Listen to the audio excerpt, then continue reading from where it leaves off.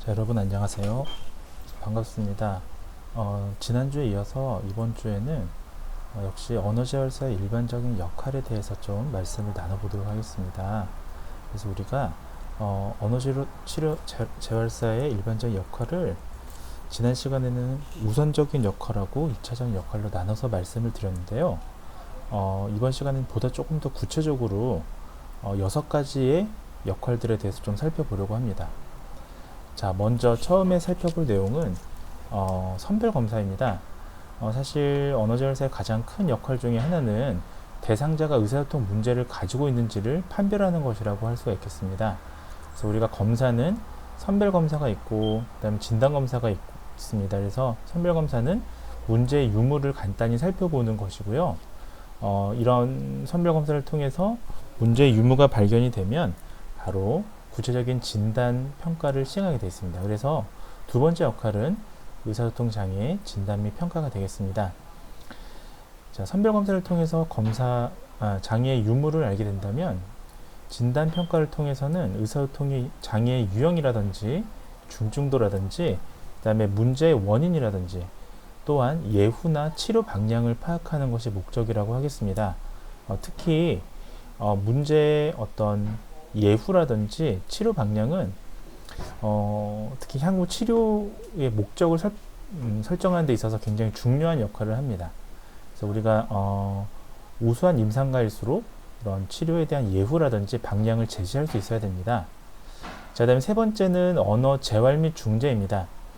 우리가 선별검사랑 진단 평가 프로세스를 거치고 나면 그 다음에 할 일은 바로 이제 이른바 재활 또는 중재를 하게 되는 것입니다. 그래서 의사소통 장애를 가진 대상자들이 보다 원활하게 의사소통을 할 수 있도록 원인이나 증상에 따른 치료를 시행한다면 이 시행하는 것이 세 번째 역할이라고 볼 수가 있겠습니다. 자, 여기까지가 사실은 1번, 2번, 3번이 우리가 지난 시간에 보셨던 우선적인 역할이 되겠죠. 자, 그 다음에 4번, 5번, 6번이 이제 지난 시간에 보셨던 2차적인 역할, 이른바 부가적인 역할이라고 보시면 되겠습니다. 그래서 4번을 보시면 가정지도라고 되어 있는데요. 가정지도의 경우는 주로 어떤 경우에 많이 시행하냐면 대상자의 나이가 너무 어리다든지요. 아니면 여러분들 어떤 경우에 시행하면 좋을까요? 예, 유창성 장애처럼 뭔가 환경적인 요인들이 언어장애에 영향을 많이 미친다고 판단이 되었을 때에는 우리가 치료실 내에서의 개별 치료만으로는 효과가 없습니다. 그래서 그 경우에는 가정 내에서 나중에 상황 일반화라든지 이런 일반화를 꾀하기 위해서는 가정 내에서 치료를 하게 되죠. 이른바 이제 간접 치료를 하게 되는 것입니다. 그래서 역시 마찬가지로 또 너무 나이가 어린 경우에는 치료실에서 개별 치료를 하기 어려운 경우들이 많죠. 이런 경우에 가정 지도를 시행하는 것 역시도 언어재활사의 역할입니다. 최근에는 또 홈티칭이 또 많이 이제 활성화되어 있는 관계로 대상자 가족을 중심으로 또 가정 지도까지 하는 경우들도 많이 있습니다. 특히 이 가정 지도의 경우에는 우리가 대상자에 대한 치료만을 초점을 맞출 것이 아니고 실은 지난 시간에 말씀을 드렸다시피 그 언어치료사의 역할 중에 하나는 그 비장애인들의 장애에 대한 어떤 잘못된 인식을 개선해 주는 것도 언어치료사의 역할이라고 말씀을 드렸었습니다. 역시 이 같은 것들은 미국 언어병리학회라고 하는 아시아에서도 이른바 이렇게 안내하고 있는 언어치료사의 역할이라고 보시면 되겠습니다. 그래서 이때 가정지도는 간접 치료의 어떤 그런 프레임을 벗어나서 일반 이제 가족들이나 주변 사람들이 이 장애에 대해서 잘못된 어떤 인식이나 시선을 바꿔주는 것이다라고 생각을 하시면 되겠습니다. 그 다음에 5번은 연구개발인데요. 다양한 영역의 학문을 기초로 현장에 적용할 수 있는 임상연구 개발이 사실 필요합니다. 실은 우리가 언어장애에 대한 연구는 다른 분야의 사람들이 그런 의사소통 장애에 대한 연구를 시행해 줄 수는 없습니다. 그래서 실은 많은 사례 연구부터 이제 관찰 연구라든지요, 또는 이제 조작화된 어떤 실험 연구까지 언어치료사가 시행해야 될 이제 의무 중에 하나입니다. 사실 좀 다소 이런 부분들이 임상 현장에서는 조금 중시되지 않고 있는 것도 사실인데요. 하지만 이제 여러분들이 이제 이런 것들이 하나의 부가적인 역할이다라고 생각하시고 실은 이제 임상에서도 이런 다양한 어떤 현장에 적용할 수 있는 임상 연구를 하신다면 더 좋은 언어 치료사가 될 수 있지 않을까 생각이 듭니다. 마지막 여섯 번째는 예방을 위한 공공 서비스를 제공하는 것입니다. 비교적 최근까지 가장 덜 강조되어 왔던 게 예방 부분인데요. 앞서 말씀을 드렸다시피 미국 언어병력회에서는 예방이라는 부분이 언어치료사가 해야 될 어떤 업무 중에 하나다라고 이미 가이드라인에 이렇게 명시한 바 있습니다. 대부분의 이제 의료 전문가들은 어떤 질병이나 장애가 이제 오기 전에 그런 고위험군들에 대해서 예방 서비스를 제공하고 있습니다. 그래서 저희 언어치료에서도 이런 예방을 위한 공공 서비스를 제공하면 참 좋죠. 예컨대 뭐 음성 문제를 가진 음성장애 같은 경우는 지난 시간에 말씀드렸다시피 재발률이 굉장히 높습니다. 연구에 따르면 10명 중 7명 정도가 재발한다라는 결과들도 보고되고 있기 때문에요. 이런 분들은 치료만으로는 완전한 회복이 어렵기 때문에 이런 다시 재발하지 않도록 예방적인 교육, 음성 위생이라든지요, 이런 것들을 시행하는 것이 우리도 언어치료사의 역할이다라고 생각을 하시면 되겠습니다. 언어재활사의 급수별 역할에 대해서 좀 말씀을 드리겠는데요. 실은 이 부분은 저희가 사실은 딱히 1급, 2급의 역할이 좀 나눠져 있는 건 아닙니다. 다만 이제 협회에서 태초에 1급 자격증과 2급 자격증을 나눌 때, 구분할 때 이제 그 각 급수에 따른 역할을 좀 부여한 게 있습니다. 그래서 거기에 대해서 좀 간단하게만 말씀을 드리겠습니다. 자, 1급 치료사는 어떤 역할을 하냐면요, 경도 이상의 장애라든지 기질적인 장애, 여기서 말하는 기질적인 장애라는 건 선천적인 장애거나 해부학적인 문제를 초래하는 그런 장애를 얘기합니다. 자, 이런 거에 기인한 의사소통 장애를 중재하고, 그 다음에 삼킴 장애 및 신경학적 말언어 장애 평가, 언어재활사의 교육과 연구 개발, 그리고 사설 언어치료실의 개원 및 운영이라고 협회에서는 명시하고 있습니다. 여러분들이 사실 1급하면 사설 언어치료실의 개원 및 운영만 생각하시는데요. 사실 2급하고 가장 큰 차이점이 뭐가 있냐면 바로 삼킴장애, 그 다음에 신경학적 말언어장애를 평가하고 이를 중재한다는 데 있습니다. 사실 뭐 꼭 1급이 아니더라도 신경학적 말언어장애를 치료하는 데 있어서 어떤 뭐 법적인 제재가 있는 건 아닙니다만은 태초에 협회에서 분류할 때에는 이와 같은 것에 초점을 맞췄다라고 보시면 됩니다. 자, 그 다음에 두 번째가 바로 언어재활사의 교육과 연구 개발 부분이 되겠습니다. 그래서 1급 언어치료사라면 적어도 우리 그 언어치료의 어떤 영역에서의 어떤 기여를 하기 위해서 또 교육과 끊임없는 연구 개발을 하는 것이 또 중요하다고 생각이 듭니다. 자, 2급은요, 협회에서 명시한 바에 따르면 경도장애, 기능적인 장애에 기인한 의사소통 장애 중재, 또 이에 해당되는 선별검사, 진단검사, 치료계획 수립 및 종결 상담, 부모교육, 의사나 관련 전문기관에 환자를 의뢰한다라고 명시되어 있습니다. 그래서 다시 거듭 말씀드리지만 1급과 2급의 차이는 방금 말씀을 드렸던 신경학적 말언어 장애 평가 중재, 그리고 삼킴 장애, 그 다음에 교육과 연구 개발, 이 정도가 되겠습니다. 자, 그래서 결국 우리는 급수를 나누긴 합니다만, 우리 언어치료사라고 한다면 사실 급수를 넘어서 우리가 공통적으로 해야 될 일들이 있습니다. 공통적으로 해야 될 일들은 아까 앞서 말씀드렸던 6가지 역할에 대해서 말씀을 드렸었는데요. 다시 종합해서 정리하자면, 우리가 언어치료 대상자를 위한 상담이라든지요, 평가나 재활 및 보장부 사용에 필요한 가능한 한 모든 자료와 정보를 동원해서요, 전문적 차원에서의 높은 서비스를 제공해야 됩니다. 자, 그러기 위해서 우리가 또 열심히 장애 부분들을 또 공부하는 것이라고 생각이 듭니다. 이제 마지막 파트에서는 그 언어재활사의 근무 현장에 대해서 좀 나눠서 설명을 드리겠습니다. 자, 이 부분은 그 교재를 좀 참고하시면 되겠는데요. 간단히 제가 역할 부분에 있어서 핵심적인 좀 내용들만 뽑아왔습니다. 그래서 첫 번째 보시면 학교 환경에서의 언어재활사의 역할이 있습니다. 그래서 실은 우리가 일반적으로 생각을 해보시면 여러분들 학교 환경에서 언어치료사가 근무한다라는 거에 대해서 어떻게 생각하시나요? 좀 낯서신 분들도 있을 거고, 아니면 그렇지 않고 당연히 학교 환경에서 일한다라고 생각하시는 분들도 계실 거고요. 이 교재에서 학교 환경을 제일 먼저 넣은 이유는요, 우리가 일반적으로 사설온치료센터에 근무하는 비율이 더 많습니다만 실은 미국 같은 경우는 학교 환경에서 근무하는 언어치료사 굉장히 수가 많습니다.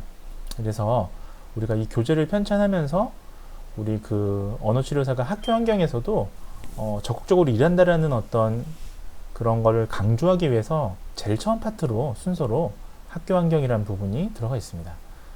보시면 학교 환경에서의 역할의 가장 중요한 건 뭘까요? 저도 예전에 학교 환경에서 이제 근무를 해봤었습니다만 보면 가장 중요한 거는 결국은 그 선별 검사가 되겠습니다. 그래서 사실 특수교사 선생님들이 학교 환경에서 의사소통 장애인들을 비롯한 여러 장애 아동들에 대해서 교육적인 책임을 지는 그런 위치에 있는데요. 저희는 정상적인 언어 발달에 대한 정보를 그들에게 제공하고요. 그 다음에 학급 활동의 참여를 극대화하기 위해서 요구되는 어떤 말이라든지 언어, 의사소통 강점과 중재 방법에 대해서 정보를 또 수립해주는 그런 역할을 합니다. 그래서 여러분들이 실제로 그 학교 환경, 뭐 대표적인 게 이제 특수교육지원센터가 되겠는데요. 특수교육지원센터 같은 경우는 그래서 여러분들이 지금 그 실습 때 배웠던 뭐 회기 계획이라든지 그다음에 장단기 계획 이런 부분들에 대한 보고서를 작성하는 게 조금 다릅니다. 차이가 있습니다. 그래서 여기서는 이제 개별화된 치료 계획이라고 해서 IEP라고 그러거든요. 그래서 이런 것들을 수립하게 되어 있고요. 목표보다는 좀 활동 중심으로 이제 쓰게 되어 있습니다. 물론 제가 근무했던 때가 벌써 한 10년이 지났기 때문에 여러분들 15년쯤 지났네요. 그러니까 여러분들이 지금 근무하는 학교 환경은 좀 다를 수 있습니다만 지금도 아마 크게 다르진 않을 겁니다. 그래서 좀 치료적인 목표보다는 교육적인 목표에서 작성하는 그 IEP, 개별화된 어떤 교육, 목표 이런 것들을 이제 구성하게 되죠. 의외로 보고서 작성에 대한 어떤 로딩은 그 힘든 거는 조금 다른 기관에 비해서는 좀 수월한 편입니다. 그 다음에 또 학교 환경에서의 언어지원사 역할 중에서 좀 특이한 게 뭐가 있냐면요.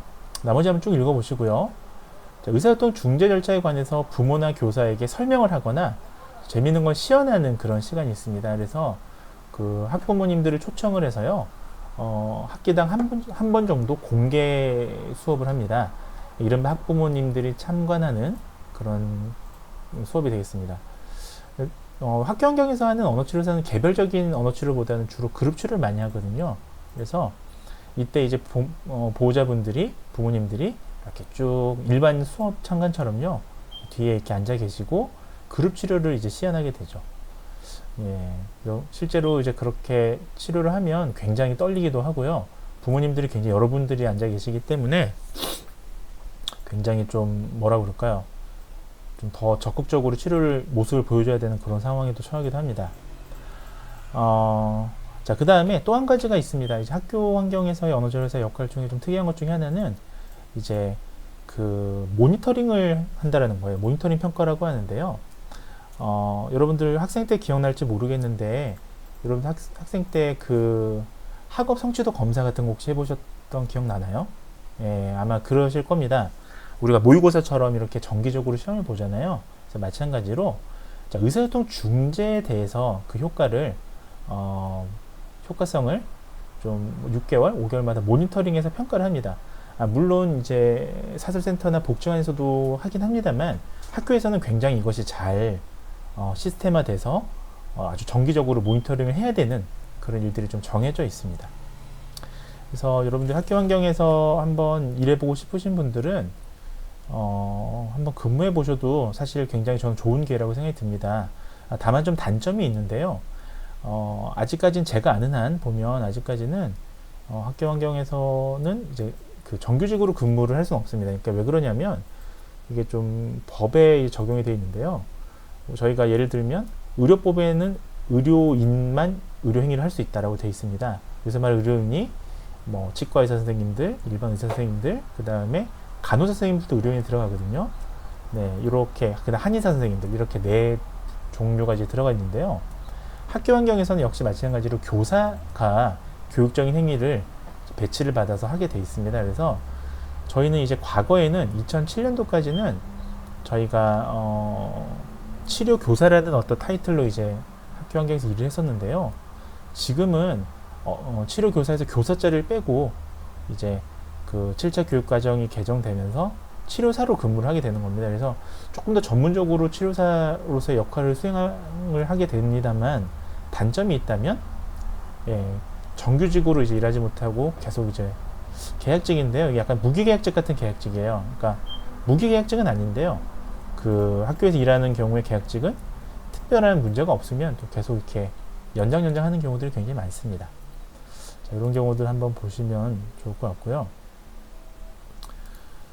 자, 뭐 시험이라고 생각하시고 이거를 암기할 필요 없고요. 여러분들이 이제 앞으로 근무할 현장에 대해서 좀 궁금증을 해소한다는 관점에서 좀 보시는 도 좋을 것 같습니다. 자, 두 번째는 다문화 지원 환경입니다. 여러분들 그 다문화 지원 센터라고 혹시 들어보셨습니까? 다문화 가족 지원 센터죠. 요즘에는. 예. 사실은 다문화 가족 지원 센터에서는 이제 언어 발달 지도사라는 그 직종이 있습니다. 물론 이 언어 발달 지도사가 언어 재활사, 즉 언어 치료사와는 조금 다릅니다. 이건 이제 발달을 지도해주고 촉진해주는 역할을 하는데요. 하지만 의외로 많은 사람들이 그 언어 치료학과를 졸업하고 근무하시는 분들이 상당히 많습니다. 또 그도 그럴 것이 그 유관학과라고 이제 그 법에 이렇게 지정이 되어 있는데요. 언어 치료학과 외에는 뭐 다문학과 이런 것들이 있긴 한데 실은 많은 학생 수를 배출하는 학과는 아니거든요. 전공은. 그래서 언어 재활사가 많이 일을 합니다. 자, 다문화 가족지원센터는 가장 큰 특징은 뭘까요? 바로 지역사회 네트워크라는 겁니다. 지역사회 네트워크에 대한 특징을 조금 이해해 볼 필요가 있는데요. 결국은 학교도 마찬가지입니다만 저희가 어떤 공공재적인, 여기서 말하는 공공재라는 게 어떤 취약계층을 위해서 일종의 복지 서비스라고 생각을 하시면 됩니다. 어떤 선택해서 교육을 하는 게 아니라 취약계층은 모두가 다 형평성 있게 그 공부를 할 수 있는 권리가 있거든요. 그래서 저희가 그런 분들을 위해서 의사소통 중재 전문가의 역할을 해주는 겁니다.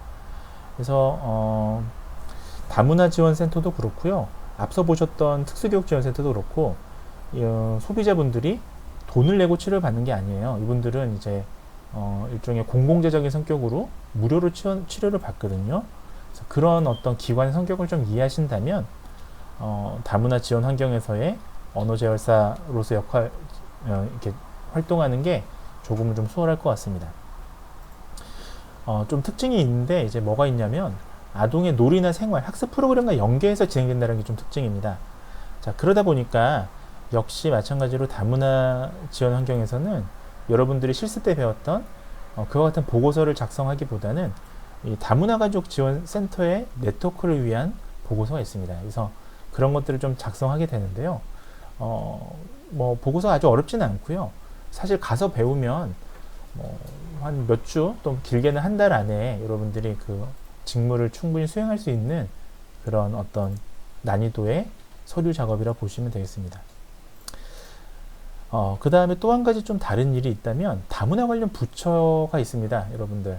그런 부처의 정책에 언어 치료의 역할을 홍보하거나 또는 적극적으로 관여하는 그런 일을 시행하기도 합니다. 자, 언어발달 지원아동의 경우에는 언어발달 촉진을 위한 언어 지도를 시행하기도 하고요. 자, 그래서 여러분들이 다문화 지원 환경에서 만나는 그 대상자들은 주로 이제 아동들이겠죠. 아동들이고요.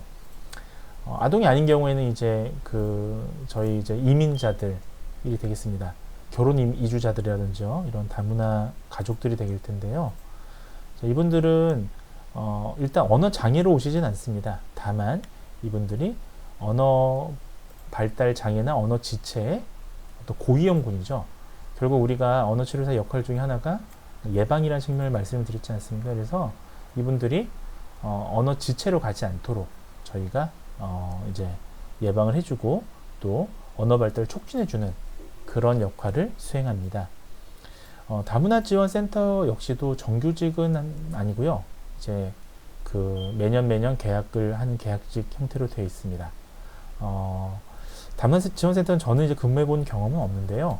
다만 제가 자문위원으로 좀 여러 군데서 활동을 했었기 때문에 제가 아는 선에서 말씀을 드리자면 근무 자체는 상당히 뭐 로딩이 아주 심하거나, 그러니까 아주 근무 난이도가 어렵거나 그렇지는 않습니다. 또 다만 이제 여러분들이 이제 공공재적인 성격에서 일을 하는 경우에는 좀 여러 가지 일반 사설 기관하고 좀 다릅니다. 뭐가 다르냐면 이분들이 이제 돈을 내고 들어오시는 게 아니잖아요. 그러다 보니까 여러분들이 의외로 치료나 교육에 좀 적극적이지 않은 경우들도 간혹 볼 수 있고요. 그런 경우에 여러분들이 그 대상자를 좀 설득도 해야 되고 그런 필요성이 좀 있습니다. 그래서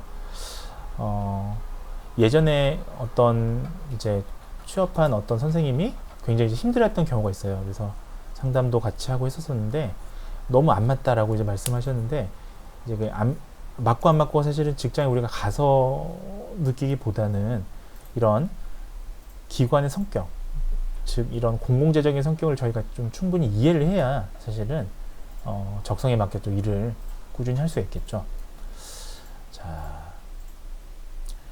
세 번째입니다. 세 번째는 여러분들 어찌 보면 또 굉장히 선호하는 기관 중에 하나인 복지관입니다. 복지관 여러분들 잘 아시다시피 종합사회복지관이 있고요. 자, 장애인 복지관이 있습니다. 장애인 복지관은 이제 시군구에서 지자체 단위에서 이제 만들어져서 지역사회 어떤 장애우들의 어떤 권익이나 치료를 위해서 진행하는 기관이고요. 종합사회복지관은 지자체에서 만든 건 아닙니다. 종합사회복지관은 보통은 법인, 이제 복지법인에서 만들고요. 복지법인이라고 해서 뭐 굉장히 이제 뭐 영세하거나 열악한 기관이냐라고 하면 그렇지도 않습니다. 예를 들면 뭐 우리나라 삼성이라든지 이런 아주 큰 기업에서 운영하는 복지관도 있습니다. 자, 어쨌든 종합사회복지관은 약간 사설에 좀 더 가깝고요. 예, 복지법인이니까요. 장애인 종합복지관은 공공기관이 조금 더 가깝다라고 생각하시면 여러분들이 좀 편할 것 같습니다. 자, 복지관 환경에서는 어떤 역할을 수행하느냐? 복지관은 조금 저는 이제 복지관에서는 근무해본 경험은 없습니다만은 복지관에서의 이제 역할을 좀 말씀을 드리자면 조금 언어 진단 평가, 언어 영역별 특성, 치료 방향, 치료를 계획하고 하는 이런 부분들은 사실 동일합니다. 동일하고요. 장단기 치료 목표를 설정하고 구체적인 치료 프로그램을 계획하고 작성하는 건 아마 여러분들이 실습 때 배웠던 내용하고 가장 유사할 겁니다. 이 기관은. 자, 그 다음에 언어 치료를 실시하고 중간 사후 평가를 통해서 계획을 지속적으로 수정 보완하고요. 자, 그 다음에 일반 센터하고 조금 다른 게 뭐가 있느냐? 자, 치료 과정의 협력자인 부모 상담이나 가정 지도가 조금 강조되어 있습니다. 의외로 복지관에 가면 부모 상담 프로그램이나 가정 지도 프로그램들이 정기적으로 시행되는 걸 우리가 볼 수가 있는데요. 자, 이런 부분들이 굉장히 강조되어 있기 때문에 여러분들이 그 복지관 환경에서 이제 근무를 하시다 보면은 조금 더 부모 상담이라든지 가정 지도에 대한 스킬이 조금 더 늘 수밖에 없습니다. 그 다음에 치료 활동과 관련된 교재 교구를 개발하는 이런 경우들도 많이 있습니다. 때로는 복지관이 독립적인 사업을 지자체로부터 따와서요, 재정 지원을 받고 치료 교재나 교구를 개발하는 경우들도 왕왕 있습니다. 그래서 복지관에서 좀 선호하는 언어 치료사의 어떤 능력은 단순히 좀 치료적인 능력이 물론 제일 중요합니다만 플러스 부가적으로 어떤 문서 행정 능력이라든지 이런 기획 능력을 가지고 있으면 이제 좀 선호하는 걸로 알고 있습니다. 그다음에 장애자와 관련 기관의 직원들에게 언어 치료를 설명하고 협력하도록 유도하는 것이 복지관에서의 언어 재활사의 역할이라고 보실 수가 있습니다. 자, 복지관 같은 경우는 여러분들 치료사뿐만 아니고요, 이 치료받는 대상자들, 특히 부모님들이 굉장히 선호하는 기관이기도 합니다. 왜 그러냐면 여러분들 뭐 잘 아시다시피 복지관 같은 경우는 치료비가 좀 많이 저렴합니다. 한 15,000원에서 20,000원 아마 내외로 제가 알고 있거든요. 사실 저희가 언어 치료가 비급여, 이른바 이제 그 의료보험을 적용받지 않고 있기 때문에 현재로서는 부모님들이 최대한 돈을 이제 저렴하게 질 좋은 서비스를 받기 위해서 선택하는 기관 중에 하나가 복지관이에요. 또는 또 부모님들이 복지관에 대해서 또 전문적이다라는 또 그런 이미지도 가지고 있는 것도 또 사실입니다. 그래서 여러분들 같은 경우에 복지관에서 또 근무해 보시다 보면 또 한 가지 특징이 이제 장애군을 굉장히 많이 볼 수 있습니다. 앞서 보셨던 다문화 지원센터나 그 다음에 학교 같은 경우는 학교도 물론 여러 장애군들을 볼 수가 있습니다만 복지관은 그야말로 정말 다양한 신체 장애부터 자폐 장애까지 아주 다양한 장애우들을 볼 수가 있습니다. 다만 이제 고충이 좀 있다면 너무 좀 중증도의 케이스도 이 복지관에 오는 경우들이 많이 있거든요. 언어 치료사들이 굉장히 이제 그 치료하다가 좌절감을 많이 느끼는 경우가 좀 가끔씩 있는데요. 그 중에 하나가 제 생각에는 치료 효과가 이제 생각했던 것 이상으로 이렇게 늘지 않을 때 좀 좌절감을 경험하기도 하는데요. 그런 것이 사실은 중증도와 많이 관련이 되어 있거든요. 특히 선천적인 장애이고 상당히 중한 장애라면 실은 언어 치료사의 능력을 벗어나서 치료 효과가 아주 극대화되기는 어렵습니다, 실은. 그래서 그런 부분들이 좀 애로사항이 있다고 들었고요. 장점은 역시 그 앞서 이제 두 개의 기관하고는 다르게 정규직 형태도 있습니다. 그래서 복지관에서 일하시는 분들은 굉장히 오래 일하시는 분들이 많아요. 제가 아시는 분들도 보면 거의 한 10년 넘게 일하시는 분들이 참 많이 있더라고요. 그래서 또는 복지관에서 일하시다가 이제 그 센터를 또 개원하시는 분들도 계시고요. 그래서 복지관 여러 가지 장점이 있는 좋은 기관이다라고 생각하시면 되겠습니다. 그다음 네 번째는 사설 언어치료실 환경입니다. 저희가 이제 2019년도에 학제사에서 나온 현장 실무 책에서는 이제 사설이라는 표현 대신에 개원 언어치료실이라고 저희가 여러 차례 회의를 거쳐서 그 용어를 좀 정립한 바가 있습니다. 그래서 개원 언어치료실로 여러분들 좀 이해하시면 좀 더 편하실 것 같은데요. 저희 언어치료사의 또 장점 중에 하나가 개원이지 않습니까? 이 센터를 만드는 걸 얘기합니다. 그래서 개원 언어치료실에서의 언어치료사의 역할은 여러분들이 실습에서 배우는 언어치료에서의 역할하고 가장 부합될 것 같습니다. 아무래도 기관적인 성격이 언어치료를 전문적으로 하는 기관이다 보니까 아무래도 그럴 수밖에 없는데요. 최근에는 사설 언어치료실, 이른바 개원 언어치료실이 언어치료만 시행하는 건 아니고요. 좀 복합적으로 여러 유관 치료를 같이 병행하는 경우가 많이 있습니다. 자, 어쨌든 다양한 재활치료 프로그램과의 학제간 협력 체계가 좀 이루어질 수 있다는 점이 이런 경우는 좀 장점이 될 수도 있겠네요. 그 다음에 다양한 재활 영역 전문가들 사이에서 이제 여러 가지 협력 체계를 갖춘다라는 게 좀 특징이고요. 사설 언어치료실은 언어치료사들이 가장 많이 아마 근무하는 기관이 아닐까 싶습니다. 여러 가지 장점도 있고 단점도 있는데요. 단점은 아무래도 고용 형태가 되겠죠. 우리가 앞서 보셨던 기관들은 좀 규모가 있는 기관들이잖아요. 근데 이제 사설 언어치료실은 규모가 있는 기관이라기보다는 좀 개인 사업처럼 진행되는 경우들이 많기 때문에요. 한 곳에서 오랫동안 일하는 경우는 좀 극히 드뭅니다, 사실은. 물론 이제 서울 경기 아주 유명한 치료실에서는 10여 년 넘게 일하시는 분들도 간혹 계십니다만은 그렇지 못한 경우들도 있고요. 다만 우리가 언어 치료라는 걸 이제 본격적으로 접할 때 첫 직장으로 아마 가장 많이 접하는 일반적인 기관이 아닐까 싶습니다. 그래서 이런 사설 언어 치료실에서 경력도 쌓기도 하고요. 그래서 이런 경우는 좀 좋은 원장님을 만나면, 또 좋은 치료사를 만나면 학제간 협력 체계가 잘 구성이 되어 있다면 여러분들이 좀 치료 스킬을 늘릴 수도 있고요. 또 인상적인 어떤 경험도 많이 쌓을 수가 있다고 볼 수 있겠습니다.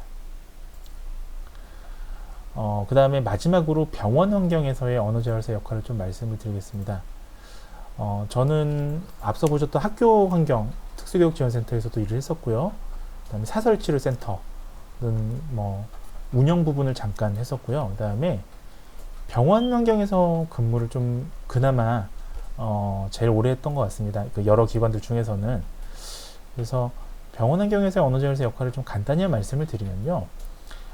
저희가 또 병원이라는 부분들에 있어서 좀 특수성을 이해할 필요가 있는데 병원 환경에서는 여러분들이 어떤 진료과에서 근무를 하시게 되냐면 어떤 진료과가 있겠습니까?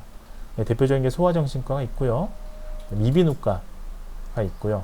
이비인후과의 경우에도 여러분들이 그 난청과 관련된 난청센터도 있고요. 그 다음에 목소리와 관련된 음성센터도 있겠죠.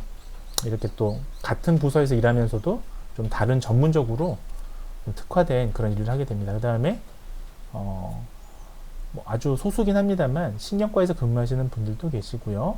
그 다음에 재활의학과에서 이제 근무하시는 분들은 이제 신경계 손상 환자들을 치료 중재하게 됩니다. 그 다음에 아주 또 소수입니다만 구강안면외과라고 해서 치과에 소속이 되어 있습니다. 그래서 이거는 그 이분들은 이제 구개파열이라고 혹시 수업을 들어보셨는지 모르겠는데 구개파열 환자들에 대한 재활을 또 전담하고 있습니다. 대체적으로 이런 기관들에서 일한다라고 보시면 되겠네요. 저희가 제가 지금 말씀드린 어떤 진료과만 해도 사실 굉장히 많지 않습니까? 그래서 의외로 언어치료사가 병원 환경에서 굉장히 많은 진료과에서 일을 하는 직종 중에 하나입니다. 병원 같은 경우는 굉장히 좀 전문적으로 특화돼서 이제 일을 하신다 보시면 되는데요. 첫 번째 이제 특징 중에 하나는 다학제관 치료팀으로 이제 일을 한다라는 것입니다. 그래서 저희가 보시면 가장 대표적인 게 재활의학과가 되겠는데요. 재활의학과 같은 경우는 의사 선생님 외에도 보시면 뭐 간호사 선생님도 계시고요, 물리치료 선생님, 뭐 작업치료 선생님 등등등 여러 이런 전문가들하고 팀을 이뤄서 이제 치료를 하는 경향이 있습니다. 그래서 또 그러다 보니까 이제 컨퍼런스라고 해서 그 사례에 대해서 연구하기도 하고요. 이런 교육적인 어떤 지원이나 지원이 좀 잘 돼 있는 그런 시스템을 좀 잘 갖춘 병원들도 많이 있습니다. 자, 그래서 지금 병원 환경에서의 분야별 협력팀에 대해서 간단하게 제가 이렇게 그림으로 제시를 했는데요. 예, 때로는 또 사회사업과도 있습니다. 저도 예전에 근무할 때 그 의료사회사업과 이른바 사회복지사가 같이 근무하시더라고요. 그래서 이런 분들을 통해서 정보를 많이 얻기도 하고, 병원 같은 경우 공부하기 참 좋습니다. 왜냐하면 정기적으로 사례 발표들을 하기 때문에요.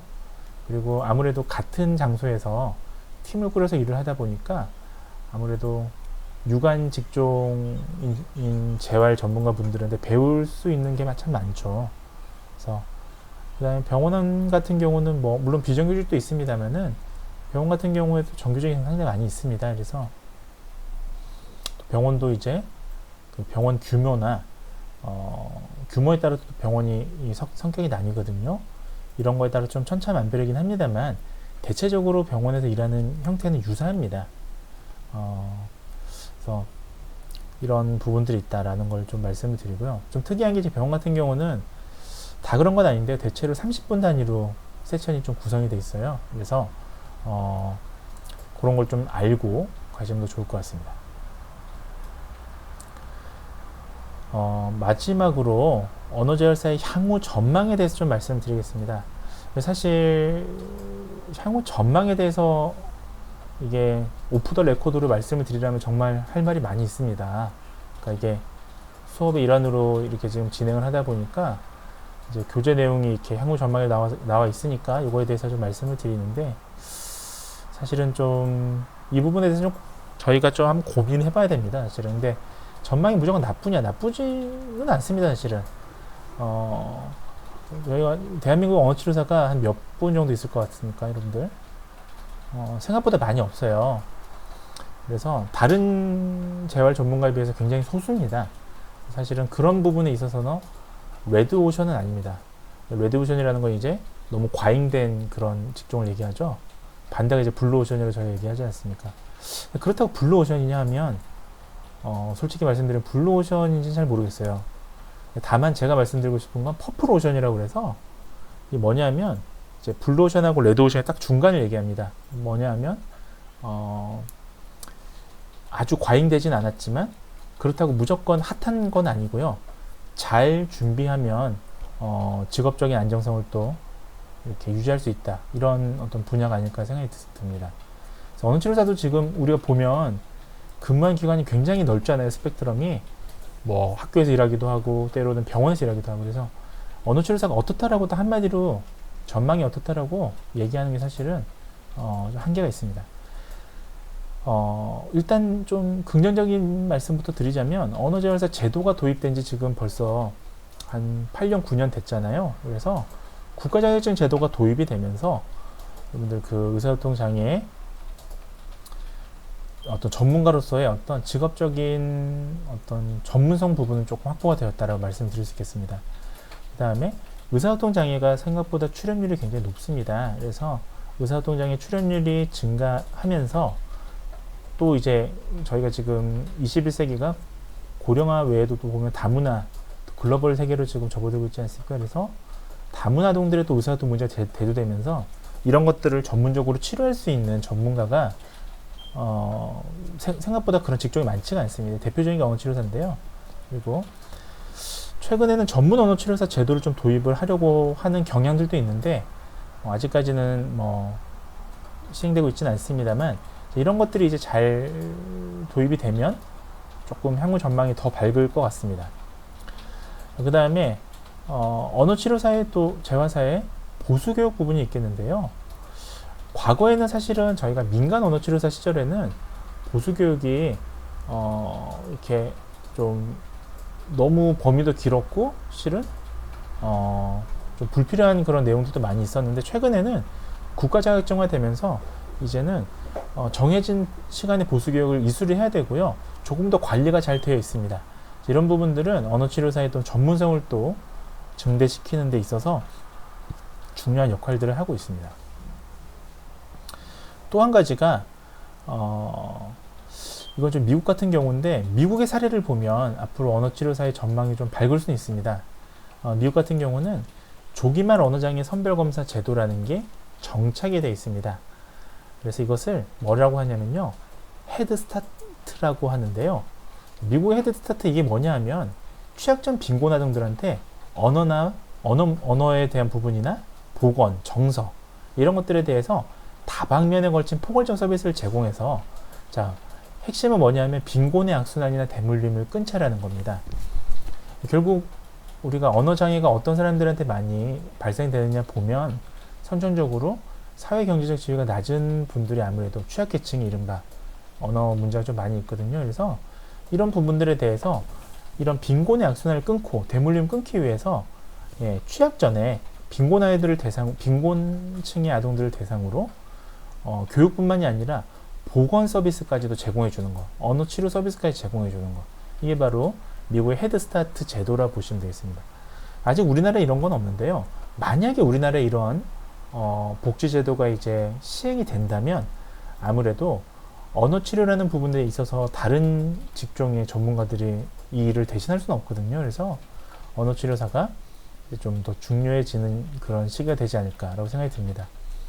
자, 그 다음에 미국에는 조기 헤드스타트라는 제도도 있습니다. 자, 앞서 보셨던 헤드스타트는 빈곤층 아동들한테 이제 어떤 서비스를 제공하는 거잖아요.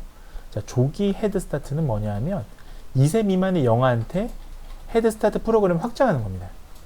그러니까 취약전 아동들한테 할 때 빈곤 아동들한테만 하는 게 아니라 2세 영아한테까지는 무조건 치료 서비스를 국가에서 보조해서 진행할 수 있도록 도와주는 거죠. 그래서 마치 이게 이제 선별검사까지 이렇게 무조건 필수적으로 시행하는 건데요. 마치 영유아 선별검사 개념을 보시면 됩니다. 그러니까 결국은 치료사가 간호사 선생님들이나 이런 의료인들처럼 여러 가지 일들을 하게 되는 거죠. 아무래도 이런 서비스의 어떤 지원을 받아서요. 그러니까 바우처나 이런 거랑 좀 다른 겁니다. 이것은 사회복지적인 어떤 제도적인 지원이라 보시면 되겠습니다. 사실 국내도 보면요. 빈곤 가정 아동을 위해서 우리가 말언어장애 선별검사를 좀 해주는 그런 시스템 도입이 참 절실합니다. 그래서 저희가 아직 우리나라는 이런 복지적인 제도는 조금 더 갖춰야 되는 상황인데요. 앞으로 이런 것들이 잘 갖춰지면 언어치료사도 전망이 좀 밝을 수 있다라는 말씀을 좀 드리겠습니다. 자, 정말 마지막입니다. 부모 교육에 대해서 좀 말씀드리겠습니다. 부모 교육 굉장히 중요하죠. 여러분들 중요한데 사실 부모 교육이라는 것을 우리가 이론적으로만을 배우기엔 또 한계가 있습니다. 최근 많은 언어치료사분들이 또 언어치료 전문가분들 또 언어치료 학자분들이 또 관심을 많이 가지는 것 중에 하나가 또 부모 교육이라는 측면이 되겠습니다. 자, 부모 교육이라는 거 우리가 한마디로 정의하기는 어렵습니다만 좀 사전적으로 정리를 해보자면 부모는 아동한테 가장 많은 영향을 주는 존재입니다. 사실 우리가 아동 24시간 중에서 가장 많이 함께 생활을 나누는 사람들이 부모님들이잖아요. 그래서 언어재활사에게 가장 또 협조적인 지지자입니다. 그래서 사실은 그 부모님을 정말 언어치료사의 조력자로 만들면 치료가 정말 성공할 가능성이 높습니다. 또한 정보 제공자이기도 하고요. 자, 또 부모님이 중재자이기도 합니다, 여러분들. 부모님이 치료에 대한 내용들을 잘 학습을 하시면 집에서 아이들하고 가장 많은 시간을 함께 보내시는 이 분들이 때로는 중재자 역할도 할 수 있다는 거예요. 그래서 우리가 부모 교육이라는 건 뭐냐? 결국은 부모의 자질을 향상시키고요. 역할을, 기능을 발달시키는 이런 개념 우리가 소극적인 개념이라고요. 작은 개념. 자, 그 다음에 아동의 성장 발달이나 교육에 효과적으로 관여하는 이런 부모의 교육 기능을 우리가 좀 큰 개념이라 볼 수 있겠는데요. 자, 결국은 어떤 발달이나 교육에 부모님이 적극적으로 관여할 수 있도록 우리가 부모님들을 교육시키는 것을 부모 교육이라고 합니다. 다수의 다른 유관 직종에서도 부모 교육을 시행합니다만 실은 부모님들하고 가장 많은 시간을 우리가 함께 할 수 있는 직종이 언어치료사예요. 왜냐하면 예컨대 의사 선생님들, 의료인들은 부모님들하고 상담을 물론 합니다만 많은 시간이 주어지진 않죠. 그 다음에 그나마 좀 많이 하는 직종이 특수교사, 선생님들 많이 하긴 합니다만 선생님들은 1대 다수로 교육을 하잖아요. 그렇기 때문에 아무래도 상담이라는 게 좀 또 부모 교육이라는 게 조금 정기적으로 진행될 수밖에 없습니다. 자, 근데 언어치료는 어떻습니까? 언어치료는 여러분들이 치료를 하고 나면 항상 5분, 10분 최소 상담하는 시간이 있지 않습니까? 이 시간에 실은 부모 교육을 효과적으로 우리가 수행할 수가 있는 겁니다. 그래서 이런 개념에서 언어재활사들이 앞으로 부모 교육에 좀 더 관심을 가져주신다면 이 언어치료 환우들한테 도움이 많이 될 것 같습니다. 자, 부모 교육의 목표가 있습니다. 자, 부모 교육 목표는요, 자녀의 언어 발달 특성을 이해하고요, 자녀를 양육에 필요한 지식이나 기술, 태도들을 습득해서 언어 발달을 촉진시키기 위한 효율적인 부모 역할 수행을 돕는 것입니다. 자, 그러려면 가장 기본적인 게 전제가 뭐가 되느냐? 바로 언어 발달 특성을 이해하는 것이 되겠죠. 그래서 부모 교육의 좀 큰 어떤 테두리 중에 하나는 부모님들에게 잘못된 어떤 인식을 좀 개선시켜 주고요. 잘못된 지식을 바로잡아 주고, 그 다음에 언어 발달에 대한 특성을 올바르게 이해시켜 주는 것. 이것이 부모 교육의 가장 큰 핵심이 되겠습니다. 자, 그 다음에 부모 교육의 내용을 보면 가나다라로 이렇게 책에 제시되어 있는데 간단히 말씀드리면요. 정보를 제공해주고, 자, 신념을 변화시켜주고, 여기서 말하는 신념이라는 게 뭐냐면 어떤 태도가 긍정적 영향을 미칠 수 있느냐, 또 어떤 태도가 부정적 영향을 미칠 수 있느냐, 부모님의 이 신념에 따라서, 태도에 따라서 언어장애우들에게 영향을 미치게 됩니다. 그래서 신념을 변화시킬 수 있도록, 그러니까 부정적인 신념을 좀 바꿔주셔야겠죠. 그 다음에 기술을 습득시키는 게 부모 교육의 또 다른 이제 핵심이죠. 그래서 부모 자녀 간의 대화 기법이라든지, 여러분들 아마 그 아동 언어 장애 진단 및 치료 그 빨간색 책 아마 여러분들 굉장히 많이 보는 책일 텐데요. 책에서 보시면 부모 자녀와의 대화 기법이라든지 또 그런 이른바 치료 기법들이 많이 나오지 않습니까? 이런 것들을 좀 응용해서 알려주셔야 되는 겁니다. 평행 발화 기법이라든지요, 모델링 이런 거 기법들 알려주셔야 되는 거죠. 자, 그 다음에 마지막으로 문제 해결 능력을 증진시킬 수 있도록 도움을 주셔야 됩니다. 문제 해결 능력이라는 게 실은 크게 보면 인지 능력이고요, 작게 보면 언어 능력입니다. 여러분들, 우리가 전도협에서 수행하는 여러 가지 능력 중에 하나가, 그 중에 하나가 문제 해결 능력이잖아요. 그래서 이런 것들을 증진시켜 줄 수 있도록 치료실 내에서 이것을 증진시키기 위해서는 굉장히 시공간적인 제한이 있습니다. 그래서 가정 내에서 부모님들이 이런 것들을 중재자 역할에서 아동을 치료를 해준다면 그러니까 문제해결 능력을 증진시켜 주신다면 아동이 언어 능력을 향상시키는데 굉장히 큰 도움을 줄 수 있다라고 생각이 듭니다. 자, 길게 좀 말씀을 드렸는데요. 자, 여러분들 어떻습니까? 예, 언어치료사에 대한 역할이라든지 뭐 부모 교육까지 보셨는데요. 결국은 우리가 한 사람의 장애우를, 그러니까 사람을 치료하는 또 그런 직종이다라는 것을 우리가 좀 잘 기억하시고 또 좋은 치료사가 되기 위해서는 또 이런 역할들을 잘 수행할 필요가 있습니다. 그래서 여기까지 말씀을 드리겠습니다. 자, 경청해 주셔서 감사합니다.